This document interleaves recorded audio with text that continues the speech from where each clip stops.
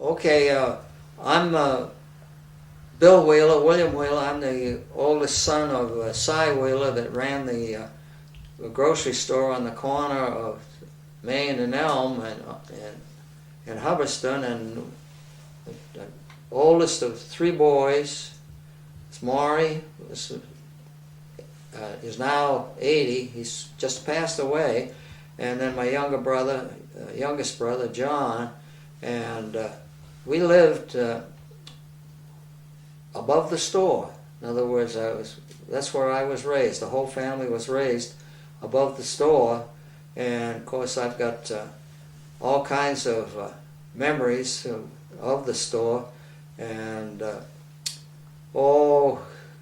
things that went on. One of my favorite things was they had a pot-bellied stove in the store to heat it, wood stove, and they held the fire overnight with coal. But many an evening after the store closed, they had a circle of chairs around that stove, and my mother used to let me go down in the store and listen to the fellows tell stories of where they were working. And John Fry, who was section foreman down on the B&M Railroad, he had the best stories. I always liked to hear him tell his stories. And then, of course, my dad was tell some stories. He served in the Air Force in the ground crew in World War One, and Eddie Reckenbacker was in his detachment or group, whatever you want, whatever they called it in those days. And there's a lot of stories. The old 37 Chevy truck, and the one before that, let's see, was that a Model A? I can't even remember. Yes. I drove that. It was a Model A, Charlie? Yes. I don't remember driving that as much as the 37 Chevy, and but they used to let me drive, deliver groceries and go and take orders all over town. So that was something that I liked to do. And then when I was growing up, one of the things that my job was, I had to sweep the floors every night after supper. After the store had closed, turn on the lights, and I remember sweeping the floor. That was one of my jobs when I was growing up. Well, much younger than I couldn't drive, so I had the job there, and of course I had to help my dad stock the shelves or in back of the counters there in the store. And I've got lots of memories of things that went on, and especially people that used to be around the old stove there. That's the biggest memories that I have. And then the old Huckins house next door where nobody was living, there was the card. One room was where all the fellas gathered to play cards. They used to play pitch, and mostly pitch was the game they played. They didn't play bridge or anything like that, but they played, as I say, they played pitch. And one of the biggest things I remember about that was everybody smoked in there. Man, the room would be blue with smoke. And one day I stayed longer than I should have, and I was never so sick in my life when I got back in bed up in the apartment above the store. For a long time, my mother wouldn't let me go down there anymore because the smoke had made me real sick. But I really enjoyed that part. That's a big memory I have of the store. And of course, the first truck they had for delivery was a Model T, and that was driven by, what was Bill? Was it Bill Green? Bill Green. Bill Green. So it was the co-worker with my dad at the time, and I used to go with him. And one thing I remember with Bill, we were down at the railroad station, and we were leaving the station to go across the tracks to come back uptown, and all I can remember was a curve coming up to the tracks. all I can remember is looking and seeing an engine, and the engine's going doot, doot, doot, doot, doot, doot, doot, doot, doot, like that. I still remember that. And he says, all Bill says, boy, that was close. So, as I say, I haven't lived in Hubbardston for, well, actually, probably, let's see, 83, over 60 years, but I've come back every single summer to visit. And I used to visit my wife and I. My wife is Finnish, but she's Finnish from Fairport, Harbor, Ohio. And we used to stay at the Holopainens and farm down there on the Barry Road, and his wife was Finnish. Of course, Skip Holopainen was Finnish. And after milking, we used to sit around the kitchen table, and they didn't speak English to me. When the three of them would speak Finnish, and I said, I wonder if they're talking about me. You know? And so that's one of my memories of, not necessarily, well, memories of Hubbardston, is sitting around that kitchen table after milking and discussing the difference between farming and chemical engineers. That was my degree down at Worcester Tech. Was my degree in chemical engineering. So. Do we remember about going to school in Hubbardston? Oh yeah. All right. I wasn't the last. My brother John, younger brother John, was the last graduating class, but I graduated in 1934 out of Center Road School here. Of course, there was only 4 rooms, 2 grades to a room, up and down, 4 rooms. And so when the teacher would be studying, and then should be teaching the next class, and then switch over every so often. But what I liked about it was we had to study study our lesson while she was teaching the other kids, and I didn't get my lesson done, and then I'd sit there and I'd listen to the teacher teach, like, for instance, the 2nd grade. And when I got to the 2nd grade, hey, I've been all through this stuff, so I could breeze right through the 2nd grade. Same way with, because 7 up, and then, what's her name? Slade, Randall. What was her name? Do you remember? Yes, yes. Bill's wife was Miss Randall then. Randall, and she lived, at that time, she lived down to the Marymount house where Altos live now.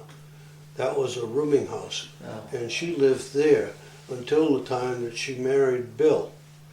Oh. And then when she married Bill, they went up to the farm and they built a little house on Mail Road. Yeah.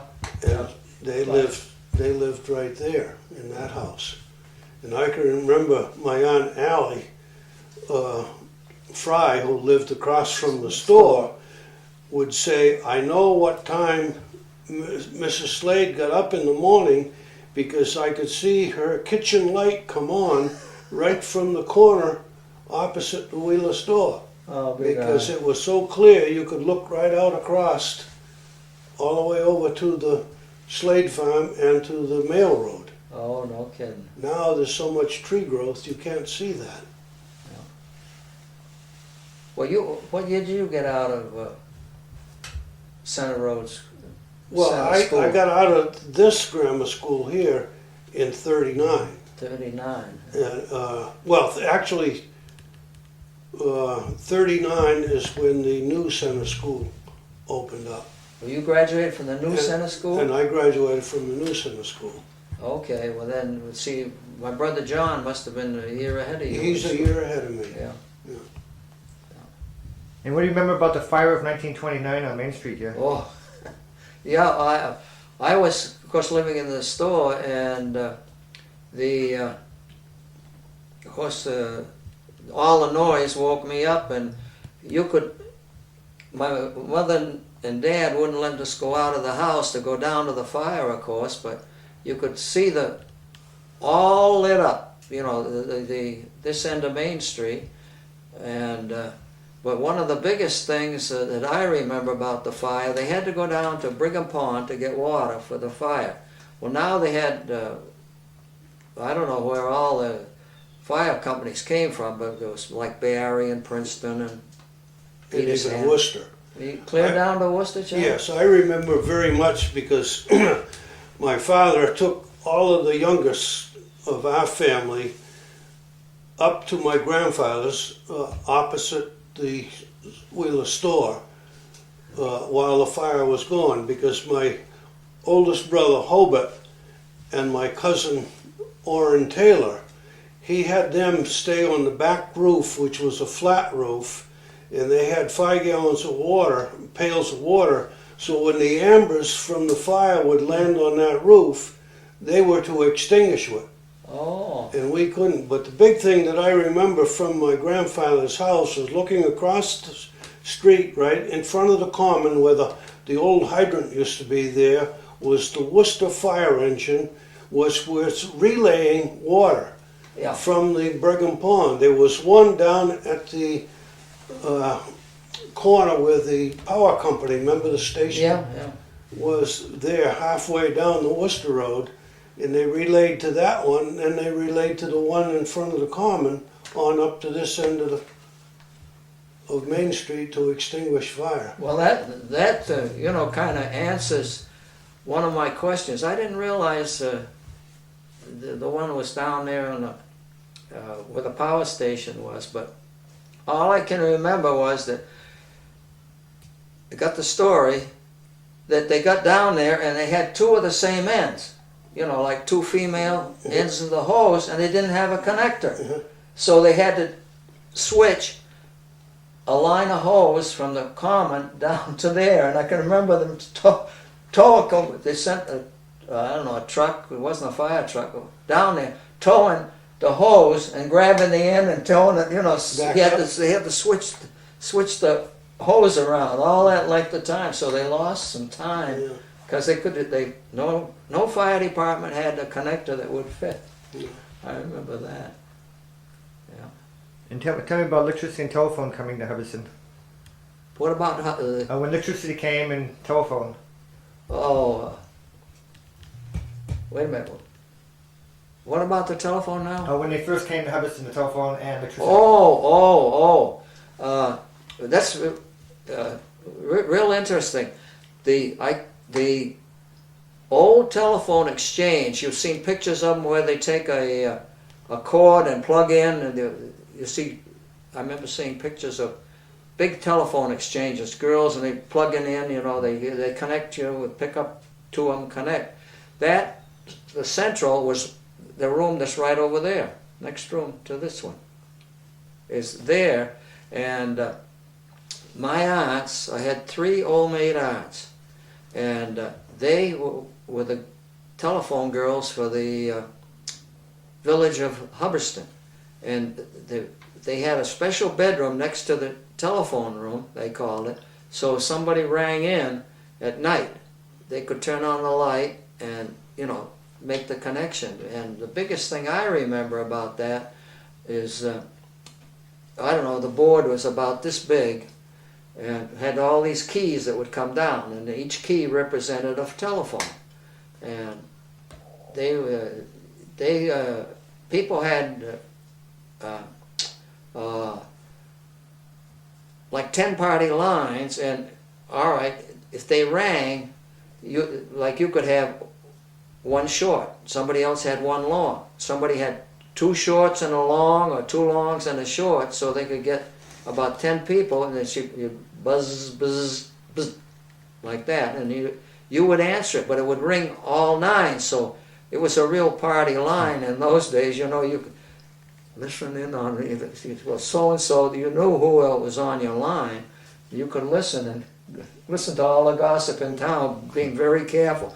And I can remember when I was listening to see, the only way they knew if the conversation was done, they had to check. they could check, see if they were still talking. If they it was dead, then they'd just pull out the plugs and let them go back down into the board. And that was real interesting. And then another thing I remember, as you sat at the operator's chair, within arm's reach on the right, on the wall, there was a switch. And my Aunt Kate says, don't ever touch that switch, on purpose or for the fun of it, Bill. William, she called me William. And because that runs the fire siren at the fire barn down here where they kept the fire engine. And then all the volunteer firemen would call in, find out where the fire was, and usually there was, I don't know who was the first guy in there. Usually there's 2 or 3 guys that are always driving. They wouldn't go up there. They'd go take their car and go down to the fire. And I was in there one day, and down came one of the keys, and my Aunt Kate said, uh-oh, William, there's a fire up on the Hale Road, for instance. And she said, would you like to turn on the switch? And I, being a little boy, would I like to turn on the fire siren? Yes. So I flipped it. And it seemed like literally every one of those keys came down at once, because everybody wanted to know where the fire was, because they could hear the fire siren. And she'd just plug it in fast as she could. She'd say, it's on the Hale Road, it's on the Hale Road, it's on the Hale Road.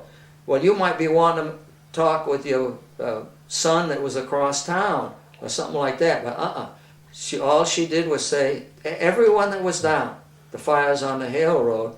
And then after a while, she'd have to listen in. Okay, nobody there, and everything was back to normal. But I remember all those keys coming down at once. People wanting to know where the fire was. And now, do you ever remember the phone being in the office building at the store before it was moved down here? You mean the switchboard? The switchboard. No, I don't, Charlie. No, I don't either. But I That's know before our time. my folks told me about it, that the station used to be, the office used to be in the side of the store. Yeah. And then they moved it down here to the house, but that was long before I remember. Yeah, the antique shop up here, they got an old switchboard in there. And, I'm got a video of me sitting at that, explaining a little bit about Catherine and Betsy Whale, along with another woman used to run the board. Yeah. So I got a video of that to show what the board looks like. Oh, is it the board out of Hubbardston? No, it's nothing to do with this one, but it's that Oh, type. same thing, same idea. Yeah, I'll be darned.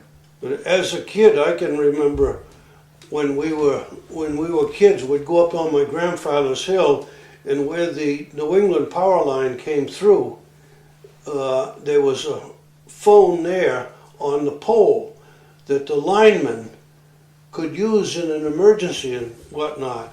Sometimes we would go up there and we'd open that up and we'd ring, because it was a hand crank, you'd ring and the operator would come on. Well, your aunts would recognize where it was, and she would say, you fellas get off from that hill and leave that phone alone. Oh dear. And do you remember anything about the black market of chicken in Hubbardston? The what?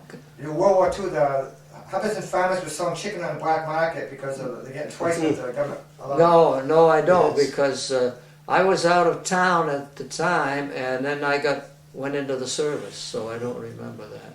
Well, I remember a lot of that, what was going, that was just before I went into the service. But I remember when the people would come to pick up the chickens and everything, they'd have us kids. We'd put so many chickens in a crate, and we might have to carry it from the second or third floor down to put on the truck that was picking up the chickens. So the farmer had told us before, well, every time you go down with a load of chickens, take 1 or 2 out of the basket and throw in the pen downstairs. We'd do that, and they'd get all done, and the buyer would say, well, I'm loaded going, and the owner would say, well, I got some more chickens in this room down here. So they were getting paid twice for some of the chickens. Oh boy. And anything about remember about the Finnish dance hall, the dances, the movies? Oh yeah, yeah. And the basketball games when there wasn't dances. Yeah. And all Yeah, that doing was- what was the fin hop and you know, I don't know I couldn't remember the steps now. You did there. That's the band they had. Oh, what, Picky Pond and his pajama players. yeah. These guys had like a 3 or 4 piece band, Gussie Woodland played the piano, and Americano played the violin. violin, Yeah. and Picky played the drums, I believe. Yes. Yeah, Picky played the drums. And second, where was this? You know where the Farmers Cooperative what building was? Yep. Well, the hall it was. They were held in the hall over the store. You know, there was the grain where they sold the grain and the farming supplies. Well, the hall there was a hall up above that. Finn Hall, we used to call it. That's where the Finnish dances were held, and Charlie said the basketball games were held. Well, remember the stage that they had there in the hall, that was all a big platform. When there was going to be a play or something like that, they would flop that stage down and push it up against the wall, and that was the stage for the people that acted or performed things. Then when they weren't doing that, they were going to have the basketball games. They would fold that stage up on end and put it against the wall. Yeah. And then they would have the basketball games. And we used to like to get up in the balcony sometimes and look down and watch the basketball game. Once in a while, we would get up on that folded down stage and sit there watching. I remember one time they was having a rough game and they got kind of rowdy in there, and the players getting in a fight near there, and that whole stage come right down on the floor, wham. Well, actually, I don't know why. I used to referee some of those basketball games, believe it or not. Do you remember that, Charlie? But the team from, I think it was North Brookfield, the Graybert twins. There was two fellas exactly alike, and the seats were right up to the sideline of the basketball court. And I can remember one night I was refereeing, and one of the Graybert twins pushed me. He pushed me right into the crowd going by. And I blew the whistle, and I says, "You're out of the ball game." "What do you mean?" I says, "You don't push this referee into the crowd." And then I looked around, and I says, "No, I mean you." I had the wrong guy at first. He said, "I didn't do nothing." He didn't do nothing. Where Mr. Mike's is, what was above that? There was a dance hall above Mr. Mike's too. And then years it became afterwards, I guess when they rebuilt it from the fire, they used to have an apartment, which is still there. Yeah. No. But in back of the store, on the floor level, there used to be the pool room. Remember the pool table? No, I never. There was one place I never got to. And I can remember one time the old pool table only had 4 pockets, and then they got a new table, and it had 6 pockets in it. And the players, they used to go in there and argue over who was going to play in the 6-pocket pool table because it was a little bit bigger in length. Oh, I don't remember that. But I can remember, speaking about that, going out and back of there was a carriage house, and it had upstairs. And that's where the guys used to have their poker games, in that upstairs. And us kids would wander up there, and then they would chase us out because they had money on the table and stuff like that out in back. That was a separate building in back of Mr. Mike's. There. Right, it was back. That was of a Mr. storage Mike. there. That was, I remember that barn, and it had the sliding doors and plus the small entrance in the side. But the room was upstairs where they played cards. Where they played cards, yeah. And tell me again about the ice house that was behind Wheel's store, that story. Well, You go ahead. In the barn, one side of the barn, there was the ice house for where they. My dad had a refrigerator, you know, big old-fashioned refrigerator, mammoth one, where they had to put ice in it, and it took. That was the ice box. That was the ice box. You know, there's no such thing as an electric refrigerator in old country stores, and they used to go to, and I can remember the ice house well because they had a chain falls, or rope falls, and then they'd grab the ice and swing it in and drop it down, and then they'd put a layer of sawdust in between each layer, because otherwise it would be one great big mass in the middle of the summer if they didn't do that. You know. Well, the other thing too was the ice would spoil, because sometimes it would when you first put it in cold, it would kind of freeze together, and if they didn't put this layer of sawdust in between to insulate it, that's one of the reasons they put it there. Plus, it saved the ice so that it lasted a lot longer. Yeah, and the walls were about this thick, and they were filled with sawdust, you know, for insulation all the way around. And then they had, in the front, they had double doors with planks that came down. You know, as the ice went down, they just take the doors out so they could go in at ice level, into the storage area at ice level. Now all the ice came up from Brigham Pond down at the big ice house. Came up. That was on, at then we called it the Deeper Road. Now it's the Brigham Street. Yeah. And then I'm doing a segment on people making home brew and during the Prohibition and during the Depression. What do you remember about Well, I don't remember too much about that, because I was, during the Depression, say I was 10 years old in 1930, but two places that I heard about, and I knew where they were. Of course, I was too young to go anything. One of them was Hard Cider Mackey's, and the other one was... Chet Murray. What was it? Who lived there? What they used to call Little Hollywood? Chet Murray's. Was that Chet Morris, the Little Hollywood? Yes, across from the Turnpike. Across from the Turnpike. Route 62.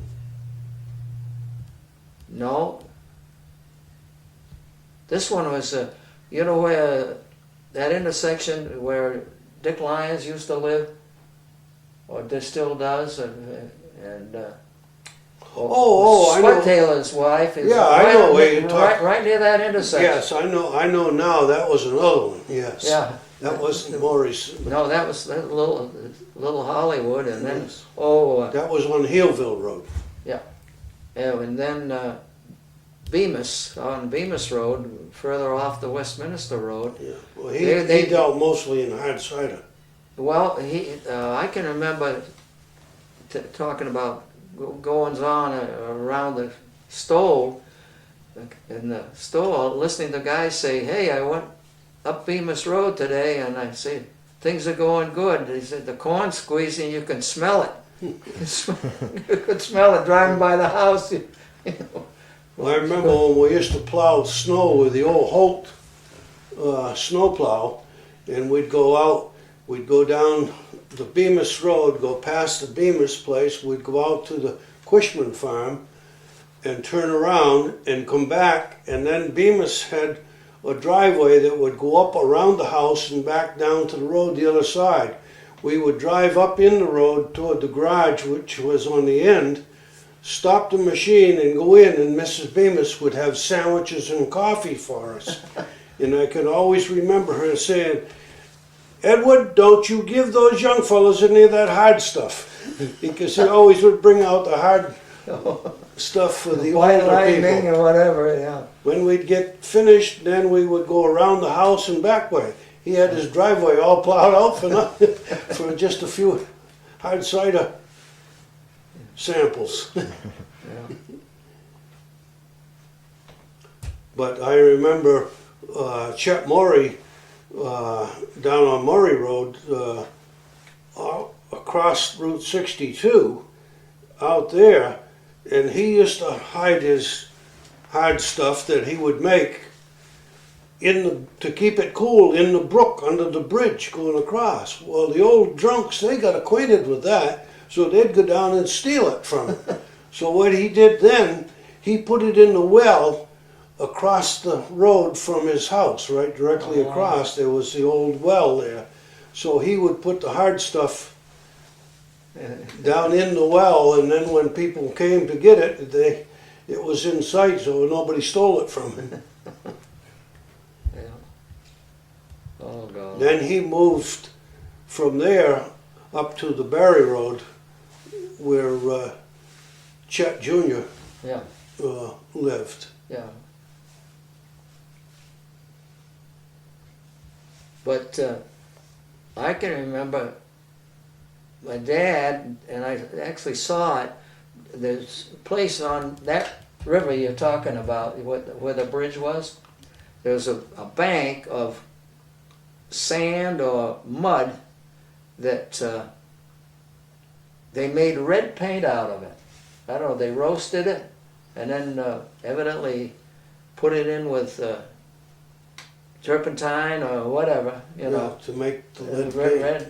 red paint. And I can remember somebody coming to Dad and wanting to know all about it. He knew all about how they made it, that they roasted it. It was evidently a very, very tiny load of iron, some kind of iron ore.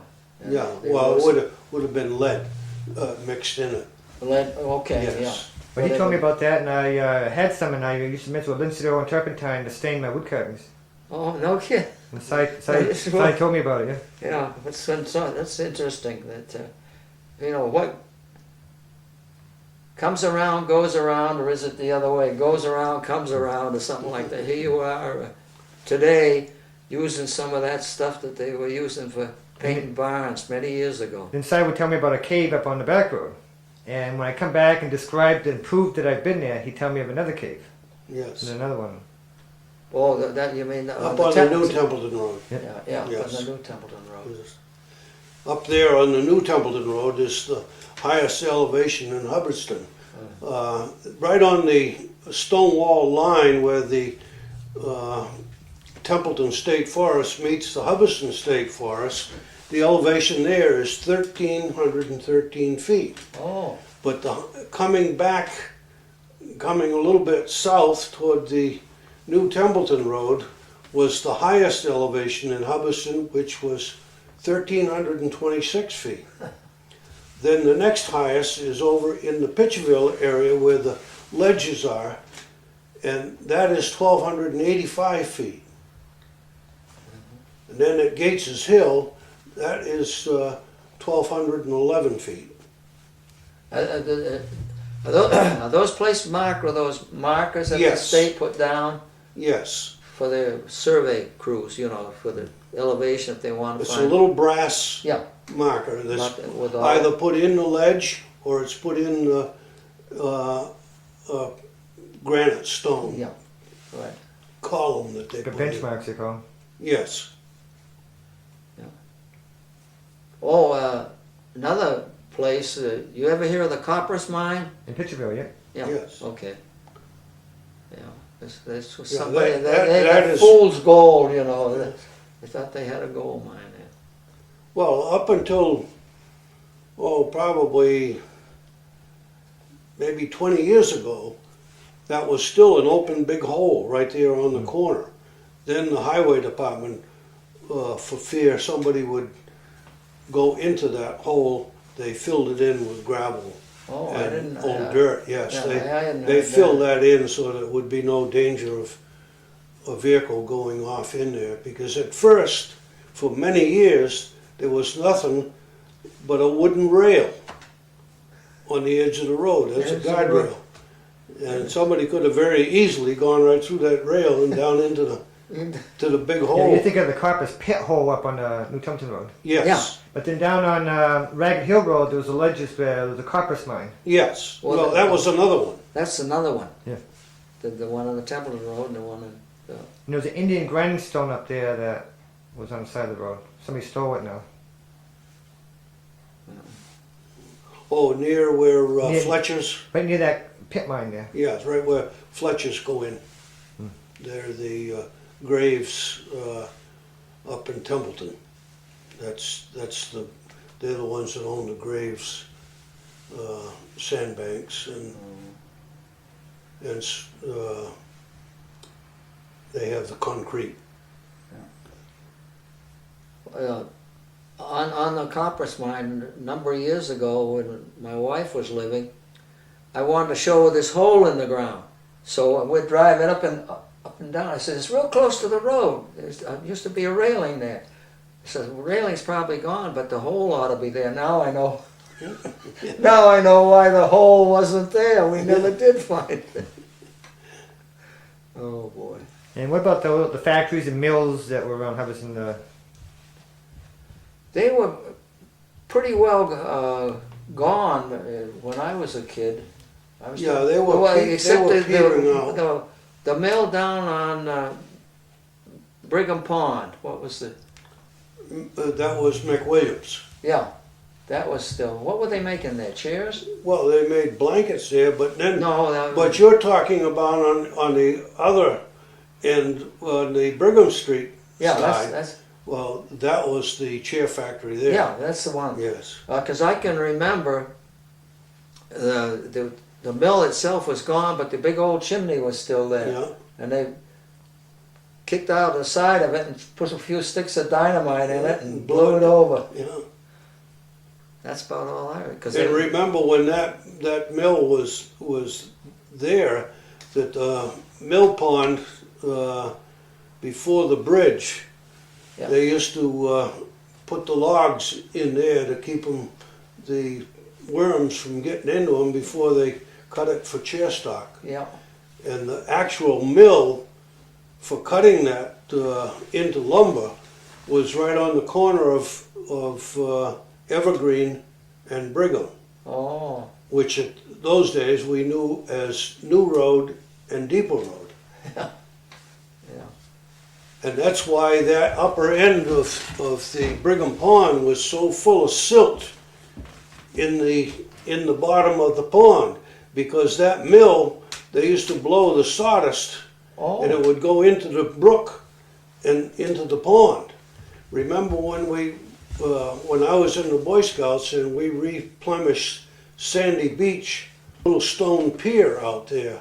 When you jump off from the stone pier feet first and go in the water, you go up almost to your knees in the old sawdust silt that was in the bottom. But they trucked a lot of sand from Pitcherville in and put on and made it. That's why I think they called it Sandy Beach. Oh. Is that? Do they still swim down in Brigham Pond? Not too much, because main reason there's not much of any swimming there is because it's just loaded with bloodsuckers Yeah, now. I was just gonna. Plus the fact that the old seaweed, Pond lilies? pond lilies and things are growing in the pond now. Yeah. But remember in '38 when the bridge went out in the flood, Oh yeah. and then Frank the Bumpus. hurricane. Yes, Yeah, Frank Taylor. Bumpus was tree warden at the time, and Timmy Waite, old Tim Waite, had got hit with a barn door and split his jaw all open and everything. And Frank Bumpus came, and any kid or anybody that could use an axe or a saw, he asked them to help clear the road of the trees all the way to Gardner so that they could get Tim Waite to the hospital. And I can remember they brought him across where the bridge was gone in the boat, because there was no bridge. They brought him there, and then they put him in a car and drove him uptown to there. But we went as kids cutting where I remember doing some of the cutting was on, which is High Street now. That was Route 68 or Gardner Road then, and we were cutting the brush so that the car could get through with Tim Waite to go to the hospital. I wasn't in on the cutting the brush and the trees out of the way, but naturally in the store I heard all about it. You know, guys would come in to buy something after they'd been up there on the road to Gardner clearing. Well, we're as far as such and such a place. And especially, I remember talking about Lappy's, being as far as Lappy's. They had it cleared up to Lappy's. Now, do you remember Guy Norwich's gas station? Tell me a little bit about that. Oh, yes. You remember Bill Gednowich? Very little. He's the one that started that gas station there. Yeah, I Bill remember had the gas station, but not that much. And we used to go swimming right across from the station there, right in, well, we called it Bent's Pond, but actually it's Sawyer's Pond. Yeah, But Bill started that gas station. He was there for a number of years. Then Joe Gednowich, who was working in Gardner, then he took it over, and he ran it for quite some time.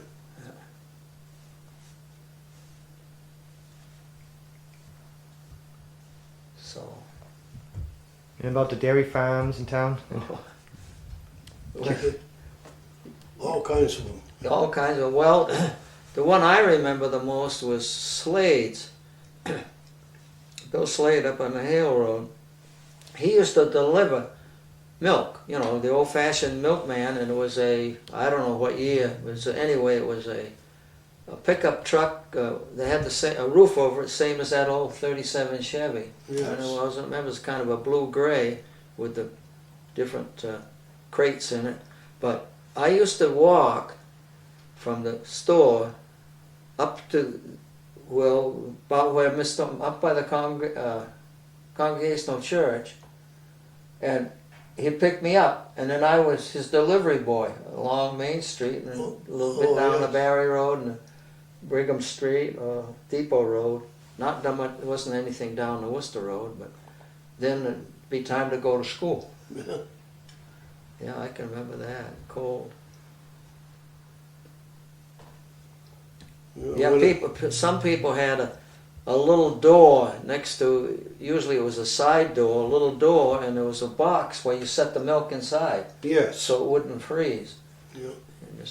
Then there was a door, of course, in the house. Mm-hmm. They could reach in. And the empty bottles would be in that. You had a carrier. Yeah. They said, want an extra quart? I used to get so I'd take an extra quart quite often because every now and then somebody, I can't remember who in particular, would want an extra quart, and I had it right there. I didn't have to go back to the truck. Well, I remember a lot of folks would leave a note, I want some cream today, which wasn't normal. Yeah, So then you'd have to run back and get the cream. yeah, yeah. I started working up on the Cruise farm, or Bill Herbert's farm on the Cruise Road when I was 10. Oh, yeah. That's where I first learned to drive. I drove the old F-14 Farmall tractor, which was a tricycle front end, and when I first started driving that was when we were loading the hay from the wagon into the barn with the hay fork. I would drive the tractor. Well, depending on what bay you wanted the hay to be unloaded at, we had different stakes out behind the barn, because with the tractor you couldn't see or you couldn't hear anybody to tell you to stop so that they could drop it. So we put stakes there, and they would tell me, well, bay 1, 2, 3, or 4. And then I would drive the tractor to that given stake, stop it. But every time that I had to shift the tractor, I was so short and small, I had to slide off the seat to put the clutch in, and then shift it, and then go from there. The same time when you drove the 37 delivery truck, I remember you said to me one time, I was riding with you, and you said, well, you can drive that. We were down on Evergreen Road at Moe Coffins, and I backed out onto the street, and then I drove out to the Brigham Street end of the road, and at the same time when I went to put the clutch in to stop that, I had to slide off the seat to put the clutch in, and then put it into neutral. When I was doing that, I was pulling the wheel a little bit to the left, so instead of being stopped right on the right hand side, I was partially in the middle. And I remember you saying, well, you should be stopped in the right hand side, not in the middle. Funny. I remember when you first got that truck, Bill Green took all of us young fellas for a ride down around the Brigham Pond Yeah. and back to the store. Yeah. And you used to drive that later years. Yeah, right. And on Wednesday nights when they had the Barry Band concert, you'd take a load over to the concert and then bring them back at night. As a little boy, I remember seeing Si come through the village with that every once in a while. Yeah, when we went for a family ride, my mom and dad were in the front and then piled the three of us boys in the back. Yeah. That was a great vehicle. People that bought it drove it away. Yes. Well, Mari kept it right up, registered and inspected all the time, and he used to use it to around here. He'd bring things down here and take up to the store. In fact, he would go down to before you sold the woodlot, he'd go down there and get some of the wood from there and bring up home. Yeah. Think of anything about Hubbardson I might have missed? Well, what has been missed, and never will the good people coming along now ever see what beauty we had. Those years we had so much more open field and farmland Yeah. in the area. It was really beautiful and good. You could stand on the common up there, you remember it Yeah.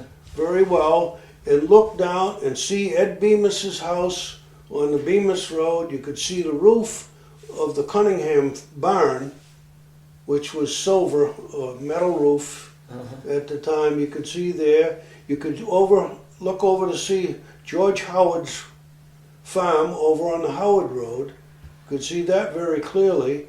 And looking to the west, you could see the Slade farm on Hale Road and his house up on Mail Road, and a lot of that, especially from the Farmer's Co-op, or where Mr. Mike's is now.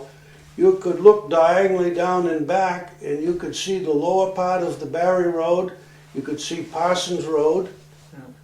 You could see Nermy's cattle out on Parsons Road in the pasture behind the field out here. Then, well, I can always remember as a boy sitting in a dining room window and looking out the side on the Barry Road and looking down On to Brigham. onto Brigham Pond. You could see all of Brigham Pond Yes. because there was a big field behind the. My Uncle Roy Clark's. Yeah, behind. You could look right out down there. Roy Clark House. Yeah. And you could even sit on the hitching post that was right there on the corner. And we used to be able to see from the pond just sitting on the hitching post. Yeah. And remember when my aunt had the gas pumps on the corner Yeah. and the ice cream parlor Yeah. that was right on the corner there, only about 3 or 4 feet from the house. Yeah. And Ziggy Novak bought that or got that house. I can remember he jacked up that ice cream parlor and took it down to the Barry Road to what before we called the Brown Farm, where John Burko lives now. Uh-huh. That was the Brown Farm. And Ziggy Novak had bought that, and he brought the ice cream parlor down there and made a brewder house out of it. Oh. And what do you remember about Asa LeCoux? You don't remember? I can't recall it right now. Well, I remember when he was down in the Petcherville area down there where Walter Kangas and where Gary lived. No, I. Then Raymond Lee was telling me about Marian's gas station used to be over here. At The the, credit union is. no, opposite. Yeah. It was opposite. It was right where we're making the Memorial Park. That's where it was there. He had the Ford agency. And he said that Henry Hill stopped there with his 2 daughters in the back seat, and he went to gas up, and the gas tank's under the front seat. Yeah, He the lights Model match, T. he lights a match to see how much gas, and the thing blows up. Nobody got hurt. Raymond Reese told me that story. Yes. I hadn't heard that. But I think at that time, he might have been mistaken. I think it was Bill Clark's at the time, because Yeah. on the gas pump there, you used to pump the gas with a hand crank, and it would fill a big globe. And on that globe that was there was marked the gallons. So when you'd put the hose into the vehicle, they would judge by where the gas dropped down, and they'd know how many gallons they put into it. They didn't have a register that would show the gallons. And then the next gas pumps that came up, it had a little dial with a finger. And that would read, as you cranked it, it would read how many gallons you were putting in. Yeah, I can remember Bill Clark's Yes. store on where the credit union is now. In the same way with the gas pumps that were down there on the corner at my grandfather's house, when Allie Fry used to mind the gas pump there. Somebody stopped for gas, and she'd have to go out, and she'd crank it and deliver how much gas they needed. There was one on the Barry Road or the Elm Street side, and there was one on the Worcester Road side, just beyond the walkway that went into the door on the Worcester Road side of the house. And in the L of that house is where my grandfather, Hobart Clark, started to learn dentistry, because upstairs in that L was the old dentist chair. And what house is this? That's where Norbergs lived, where Walter Norberg Right on the lived. corner there. Right on the There's corner. a barber shop I heard in there too. No, the barber shop was in the Huckins house. Barber shop was in the Huckins house, Right on the one room on the front toward the school. on the right-hand side, Yeah. toward the school, in the front room. Oh, Benny Champlain, when he came up from down where Wainwright's is, that's where he used to be the barber, and that's where the barber shop used to be, in the little house where Wainwright's is. And Benny Champlain was the barber. Then he rented from Silas Wheeler the barber shop in the Huckins house, or one room in the Huckins house. And then Bill Barrett's on High Street. Yes. They used to But that live was- there. But after Benny Champlain went, there was somebody else that was in the barber there, and then the fellow from Gardner came to, and he was only there one season, and then he opened a barber shop in my grandmother's ice cream parlor, which was right down here on Main Street, where Gus Norberg lived. And then Gus Norberg, he either tore that down or he moved it out in back. It was, yeah, just a little tiny It was place. a little tiny. That was when my mother was real small. She used to sell the ice cream Yeah. in there.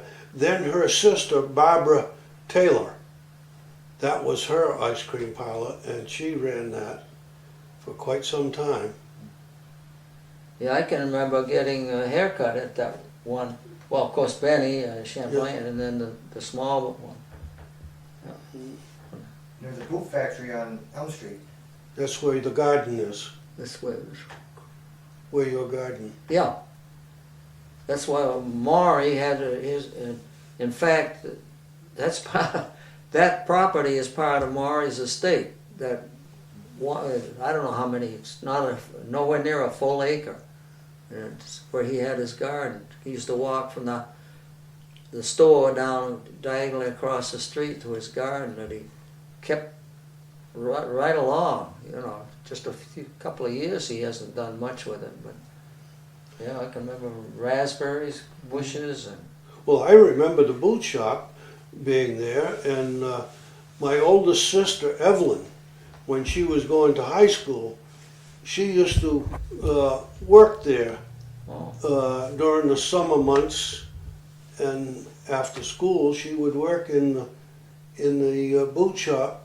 I think she said she worked up on the second or third floor. Well, yeah, and in fact, that old boot shop was bought by the group that formed the original Farmers Co-op, and they tore it down literally piece by piece, and they took the lumber from the boot shop and went into the co-op building. Yes. That's where the lumber came from. Also, remember, a lot of that lumber was, remember that shop right where Gary lives now, right along the little brook that comes down through there. It's over there. There was the two-story shop right in there, and they took a lot of that lumber and brought it up to the Farmers Co-op to rebuild.